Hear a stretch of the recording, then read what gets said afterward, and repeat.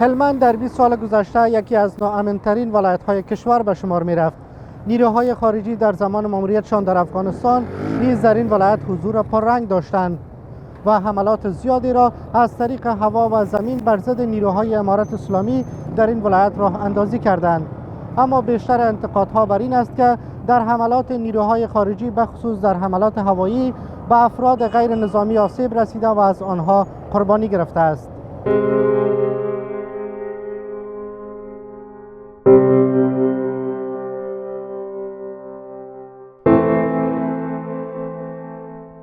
در مناطق جنگ زده هلمند هنوز آثار خانه‌های ویران شده که مورد بمباردمان نیروهای خارجی به ویژه نظامیان آمریکا و بریتانیا قرار گرفته باقی مانده است. عبدالظاهر از باشندگان ولسوالی نادعلی هلمند است که در نتیجه حملات هوایی نیروهای آمریکایی در سال 2012 میلادی خانه‌اش به ویرانه مبدل شده و 3 عضو فامیل خود را نیز از دست داده است. او میگوید در 20 سال گذشته مناطقشان خط نخست جنگ میان طرفهای درگیر بود و بر علاوه ویران شدن منازل مسکونی ده‌ها فرد ملکی در حملات نیروهای خارجی جانهایشان را از دست دادند.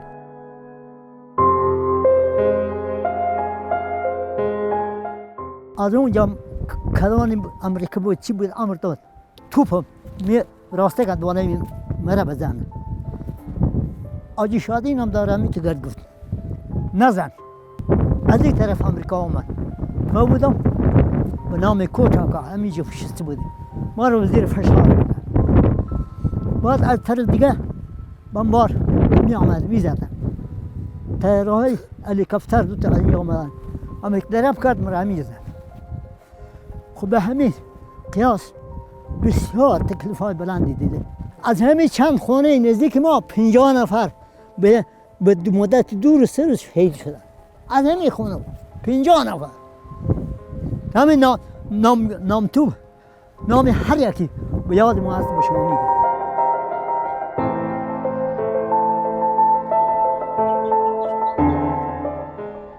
ولسوالی های نادعلی، سنگین، مارجه، موساقله و گرمسیر از مناطقی هستند که در 20 سال گذشته نبردهای سخت را میان امارت اسلامی، نیروهای خارجی و نظامیان دولت پیشین تجربه کردند. قربانیان جنگ هلمند زنان و کودکان را نیز شامل می شود. مانند این کودک که آثار زخم‌ها در وجودش هنوز باقی مانده است. دا زما زوی شپږ پارچې خوړلې دي، 2 پارچې دلته په داناس کې دي، یوه په دغه سر کې ده. مقصد ټوله د ټکور ټکور بل هم دغسې دی، یو بل کوچنی دی هم اوس کور ته دی او په دغه غوږ کوڼ دی، شی نه اوري. الان موږ دلته خو په دغه منطقه کې چې وو موږ خو داسې غریبکاره خلک وو، معنا دلته بزګر به پراته وو، دلته خارجیان راله په دغه منطقه کې طالبانو به د یو ځای څه معنا یو ټاک پر وکړي، دوی به پر دغه منطقه باندې ډېر ظلمونه وکړله، غټ غټ بمان به یې راچوه کوله، په دغه منطقه کې ښځې و کوچنیان و ماشومان به یې په شهادت باندې رسوله. الان په دغو سرایو کې ته ګورې دا تاسې اوس وینئ نه، په دغو کې د خدای ترابه د زنانې و ماشومان دا کوچني کوچني ماشومان یې په شهادت ورسول. این بخشی از روستای خوشحال ولسوالی نادعلی است که در زمان جنگ ها به ویرانه مبدل شده و قسمی که باشنده های محل میگویند حدود 11 سال پیش در این محل از سوی نیروهای خارجی حملات هوایی صورت گرفته و این خانه ها را به ویرانه مبدل ساخته.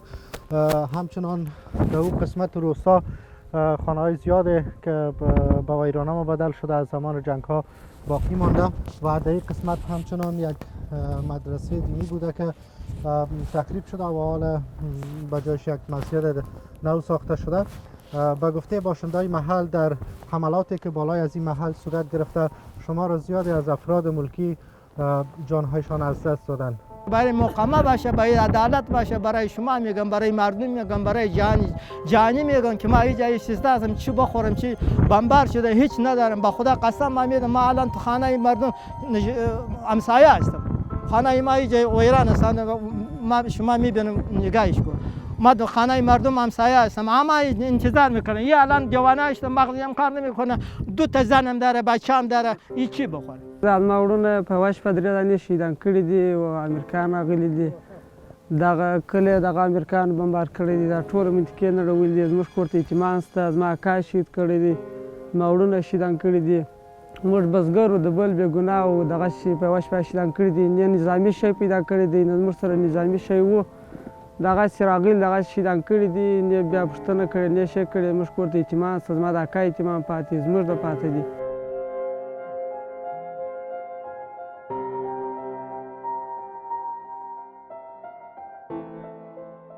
در ولسوالی سنگین با حمدالله همراه می شویم.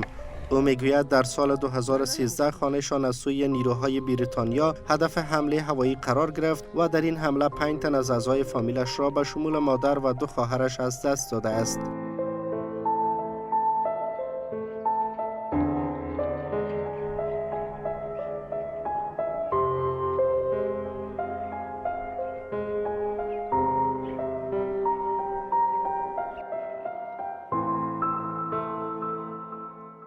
ډېر غم و دونه غم و چې موږ هیڅ تصور نسو کولی په سبب سر د دغه چې زموږ کور و کوچني ماشومان مو 2 پاته سول داسې چې یو شیدې څښلې د شیدو ماشوم پاته سو په کور کې مو دغه پر موږ باندې ډېر زیات دردناک و دا وحشت ډېر دردمن یې کړلو موږ ډېر غمجن یې کړلو موږ ځکه مور مو لاړه د پالنې څوک م نه درلودی زم کشر وم کوچنی وم تقریبا د 10 یا د 11 کالو وم په هغه وخت کې د 11 کالو وم سنګین په ولسوالۍ کې په ټول ولسوالۍ کې داسې کور نشته چې هغه د امریکایانو د خوا څخه او د دوی د غلامانو د خوا څخه وحشت نه وي سوی خامخا سوي دي په ټولو ځایو باندې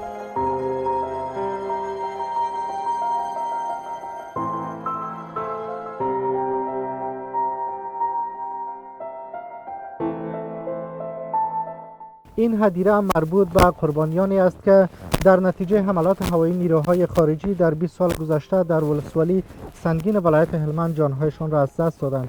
باشندگان محل میگویند که 10 زن کودک نیز شامل قربانیان بودند در این هدیره دفن خاک شدند. دغه هدیره یوازې دا هدیره نه نورې هم داسې ډېرې هدیرې په دې ولسوالۍ کې شته چې هغه د خارجیانو د خوا څخه بېګناه ولس په بمباریو کې شهیدان سوي دي یا بالاخره په چاپو کې شهیدان سوي دي نو داسې ډېرې هدیرې شته داسې یوه هدیره هم نه ده چې موږ وایو چې دغه یوه هدیره ده په تقریبا در سل ته بیا تعداد ورسېږي داسې هدیرې غټې و کوچنکې جوړې سوي نو دا خاص هغه بېګناه ولس چې هغه یا عاجزې دي یا سپین ږیري دي یا ماشومان دي دا د دې خلکو په وحشیانه بریدونو کې شهیدان سوي دي چې یا بمبار و یا بې چاپه پر ووهله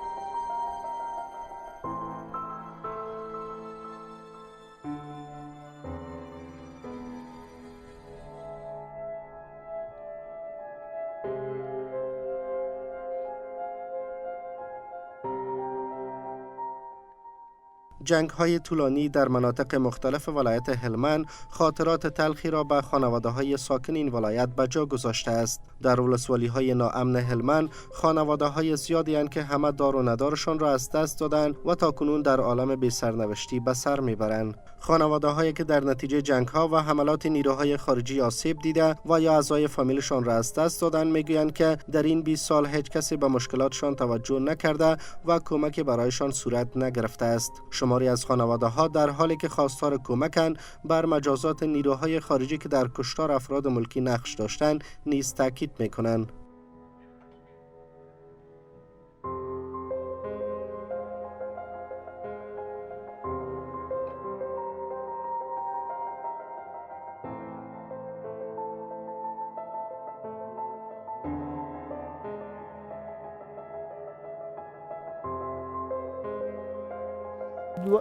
دوه مې شهیدان سوله، دوه مې ټپیان سوله، یو مې دا زوی ته 15 کسه ملک نه لرو، دا یو سرای لرو، ملک و جایداد نه لرو، دا یو سرای زما دی.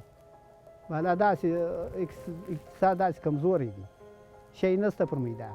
ولې دا د عام ولس سره تا ولې دا رقم وکړه نو ولې نه ورکوي سزا؟ نو دا خو عام ولس دی، دا خو داسې نه دی چې ستا سره دی جنګ دی. نو تا خو د عام ولس تر پښو لاندې کوي، چکلي دي کوي، ټوک ټوک دي کوي. دوه ټپیان دي، دوه شهیدان دي. 15 کاله کېږي چې دا غونډه موږ ته راپېښه سوې ده. خونې او شیان مو ټوله نړېدلي دي، بیا مو جوړې کړي دي. اوس یې داسې لیدلي چې د ماښام د نه لرو. زموږ سره کومک وسي، موږ در به در یتیمان راپسې دي، سرې خولې یتیمان راپسې، دغه یتیمان ګده راپسې دي. موږ د خوارۍ د څوک نه لرو، کار کسب نشته. یو مې پلار دی، دوه مې وروڼه دي، 2 ټپیان دي او 4 دانې حیوانان دي چې په دغه کې دغه سوي دي. په دا بمبار کې دغه سوي دي، داسې غرمه وه چې تیارې بم پر وغورځاوه. موږ په دا سرای کې محاصره پاتې وو، هلته پوسته وه، دلته نو پر دالبړه قرارګاه وتای نه سو، نه دې خواته نه دې خواته تیاره راله. دغه ځای اوس یې ټکان هم پر کړي وو، موږ خبر نه وو، داسې کوچنیان وو لکه دغه.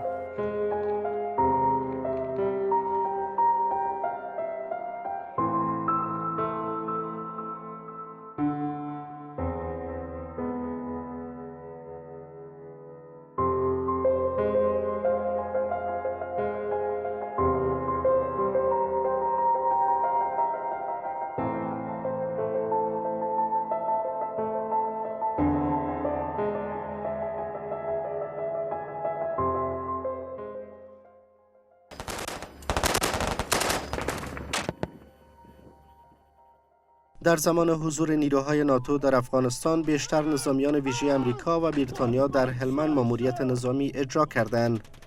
شماری از استادان پوهنتون هلمند میگویند که نیروهای خارجی در زمان حضورشان در هلمند جنایات زیاد بشری را مرتکب شدند و در جنگ‌ها خلاف موازین حقوق بشری افراد ملکی را هدف قرار دادند. آنان اظهارات اخیر شاهزاده هری در بریتانیا را که گفته در زمان ماموریتش 25 شهروند افغانستان را از بین برده نمونه از اعتراف جنایات نیروهای خارجی در هلمند می‌دانند و تاکید دارند که باید سازمان‌های حقوق بشری و محاکم بین المللی عاملین کشتار افراد ملکی در افغانستان را مجازات نموده و نیز در قسمت پرداخت غرامت به خانواده‌های قربانیان اقدام نماید.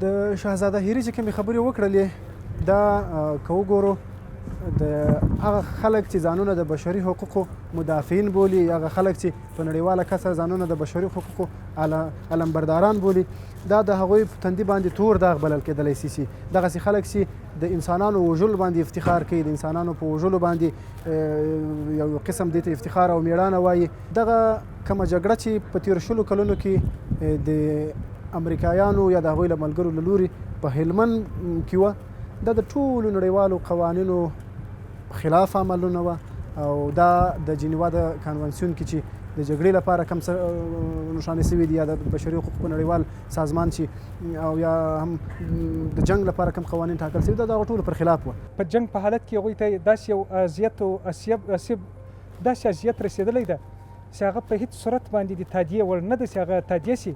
مګر بیا هم زموږ غوښتنه دا ده چې په دې برخه کې دوی هغه خلکو ته چې دوی مجازات کوي د دنیا په سطحه باندې دا وښیي، او دویم ځل چې هغوی ته معنا مجازات ورسیږي.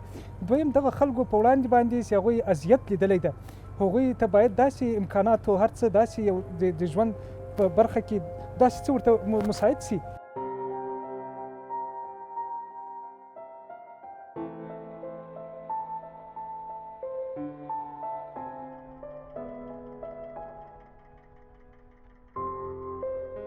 در همین حال شماری از باشندگان ولایت هلمند میگویند که جنگ و ناامنی طولانی در این ولایت سبب شده است که هلمند در 20 سال گذشته از رشد و انکشاف عقب بماند. آنان از حکومت میخواهند که برای تطبیق پروژه های انکشافی و زیربنایی در ولایت هلمند اقدامات جدی نمایند.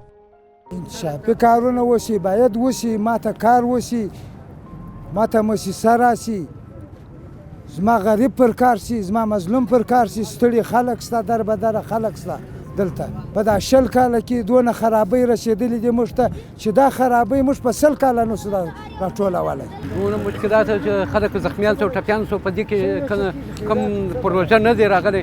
اوس موږ کولی شو چې دلته کوم پروژه راسي او خلک بیکاره او د بیکاري دپاره او د امریکایانو خارجیانو دپاره هغه موږ ته ډېر خلک زخمیان شو، ټپیان شو. په دې هکله چې خارجیان موږ ته راغلي او موږ ته د خارجیانو تاوانونه ډېر ورسېده.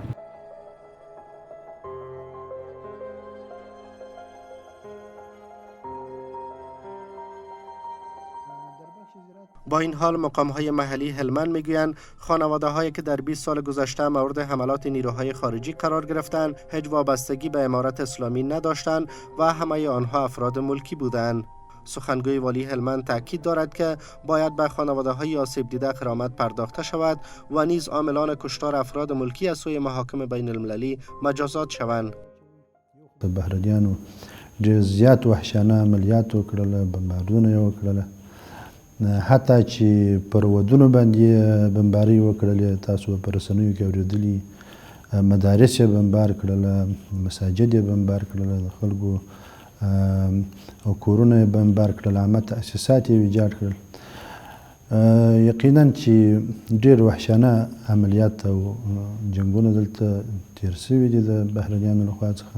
دغه بین المللي عدلي یا قضایي ارګانونه چې موږ په رسنیو کې نومان اورو، موږ داسې عملي اقدام په افغانستان کې په ځانګړي ډول په هلمند کې نه دی لیدلی، او نه هم موږ د دوی په عدالت باندې، په کامل عدالت باندې باور لرو. متاسفانه که در 20 سال اخیر در افغانستان جرایم جنگی زیادی توسط گروه های دخیل در جنگ به شمول نیروهای بین المللی مستقر در افغانستان صورت گرفته که این همه نیاز به تحقیقات همه‌جانبه و تحت تعقیب عدلی قرار دادن کسایی که مرتکب این جرایم جنگی شده است که بدون شک محکمه جزای بین المللی به منظور ایجاد شده تا اینکه تحقیقات همه‌جانبه و لازم را در این خصوص انجام بده و قربانی اصلی از این جرایم که مردم افغانستان هستند، افراد بیگناه ملکی هستند، برشان عدالت تامین شود.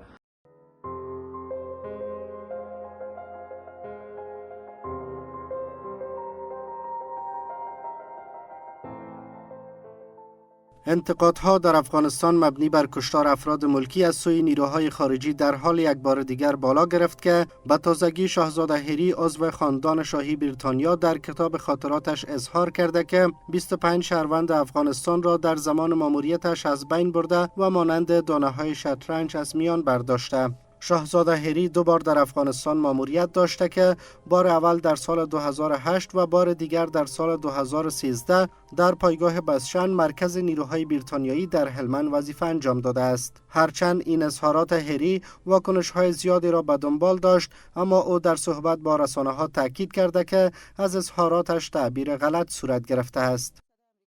با این حال مقام‌های امارت اسلامی میگویند که امریکا و متحدانش در 20 سال گذشته نه تنها در هلمند بلکه در بسیاری از ولایت‌های کشور جرایم ضد بشری را مرتکب شدند و هزاران فرد ملکی را از بین بردند. مقام‌های امارت اسلامی تاکید دارند که تمامی جنایات نیروهای خارجی و حملاتی را که بالای خانه‌های مردم ملکی در زمان ماموریتشان در افغانستان انجام دادند مستندسازی کردند و در صورتی که محاکم بین المللی و سازمان‌های بی‌طرف خواستار تحقیق و بررسی در این مورد باشند آماده‌اند تا اسناد را ارائه کرده و هر گونه همکاری لازم را انجام دهند.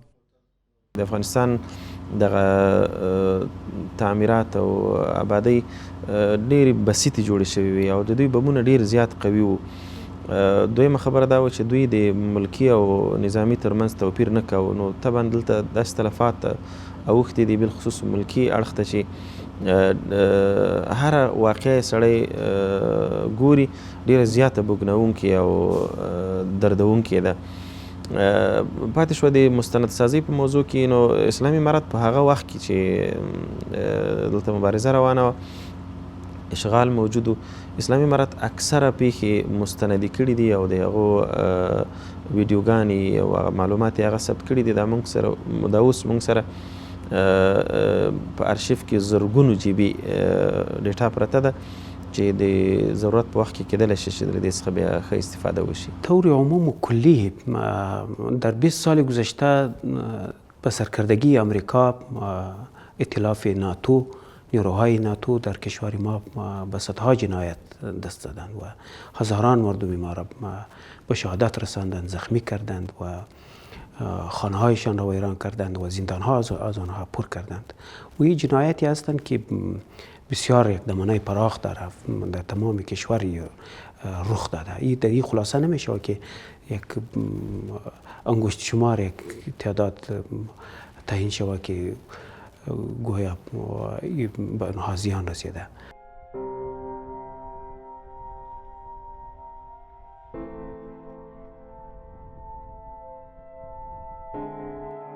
تلفات افراد ملکی در حملات نیروهای خارجی در 20 سال گذشته همواره انتقاد برانگیز بوده است. چند پیش وزارت دفاع بریتانیا تایید کرده بود که 64 شهروند افغان از سوی نیروهای این کشور در زمان ماموریت آنها در افغانستان کشته شدند. یک ماه پیش نیز محکمه در هلند حمله راکتی نیروهای هلندی در سال 2007 را که منجر به کشته شدن 20 فرد ملکی در ولایت اروزگان شده بود غیر قانونی خواند و خواستار پرداخت غرامت به خانواده‌های قربانیان شد.